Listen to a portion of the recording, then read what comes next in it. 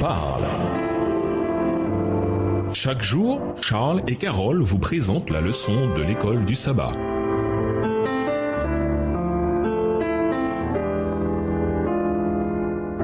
Bienvenue dans votre émission Dieu nous parle. Nous voilà au dimanche 12 juin, une belle œuvre. Nous voici à présent dans les derniers jours de la vie de Jésus sur terre. Il doit encore aller à la croix, être ressuscité et se révéler pleinement comme le sauveur du monde, crucifié et ressuscité. Ceux qui suivaient Jésus l'aimaient et l'appréciaient, mais il leur restait encore beaucoup à apprendre sur qui il était et ce qu'il allait faire pour eux. Rétrospectivement, avec toute la Bible et en particulier les explications fortes de Paul au sujet de la mort expiatoire de Jésus, nous connaissons beaucoup plus de choses sur ce que Jésus allait accomplir pour nous que ses disciples n'en connaissaient au moment de cette histoire. Sachant tout cela, lisons Matthieu 26, les versets 1 à 16. Quel est le sens de ce don très coûteux et que nous apprend-il sur le type de relation que nous devons avoir avec Jésus? Matthieu 26, les versets 1 à 16. Lorsque Jésus eut achevé tous ses discours, il dit à ses disciples, « Vous savez que la Pâque a lieu dans 2 jours et que le Fils de l'homme sera livré pour être crucifié. » Alors, les principaux sacrificateurs et les anciens du peuple se réunirent dans la cour du souverain sacrificateur appelé Caïphe. Et ils délibérèrent sur les moyens d'arrêter Jésus par ruse et de le faire mourir. Mais ils dirent que ce ne soit pas pendant la fête, afin qu'il n'y ait pas de tumulte parmi le peuple. Verset 6. Comme Jésus était à Béthanie, dans la maison de Simon le lépreux, une femme s'approcha de lui, tenant un vase d'albâtre qui renfermait un parfum de grand prix. Et pendant qu'il était à table, elle répandit le parfum sur sa tête. Les disciples, voyant cela, s'indignèrent et dirent « À quoi bon cette perte? On aurait pu vendre ce parfum très cher et en donner le prix aux pauvres. » Jésus, s'en étant aperçu, leur dit « Pourquoi faites-vous de la peine à cette femme? Elle a fait une bonne action à mon égard. » Verset 11. « Car vous avez toujours des pauvres avec vous, mais vous ne m'avez pas toujours.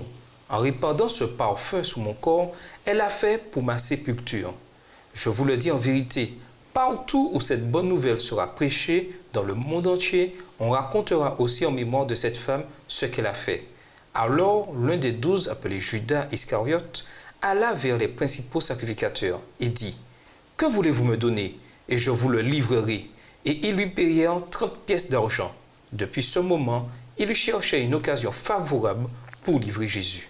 Remarquez comment Matthieu situe le récit de l'onction des pieds de Jésus qui a probablement eu lieu avant l'entrée triomphale, en plein complot pour le tuer. Alors que certains parmi son peuple projetaient de lui faire du mal, d'autres déversaient sur lui un amour et une dévotion sans retenue, comme Marie l'a fait avec un flacon d'albâtre plein de parfums de grand prix. Au verset 7. Alors que les disciples déploraient le gâchis, Jésus qualifia ce qu'elle faisait de belle œuvre. En apparence exagérée, ce geste révélait en réalité la véritable profondeur de ses sentiments.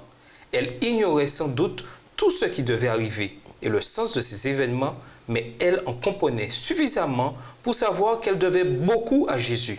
Elle voulait ainsi lui en rendre autant. Elle avait peut-être entendu les paroles qu'il avait prononcées. À quiconque il a été beaucoup donné, il sera beaucoup demandé. Luc 12, verset 48. Pendant ce temps-là, les disciples qui avaient certainement vu davantage de ce qu'avait fait Jésus que cette femme ne comprirent absolument pas cet incident. Cette onction était un symbole du cœur débordant de la femme. C'était la démonstration extérieure d'un amour que des courants célestes faisaient déborder. Et cette onction de Marie, que les disciples ont qualifiée de gâchis, se renouvelle dans des milliers d'autres cœurs réceptifs. Que nous dit cette histoire sur la manière dont nous devons répondre à ce que nous avons reçu en Jésus? Avec notre libre arbitre, quelle belle œuvre pouvons-nous accomplir pour lui en réponse à ce que nous avons reçu en lui? Et nous vous laissons à cette question de réflexion.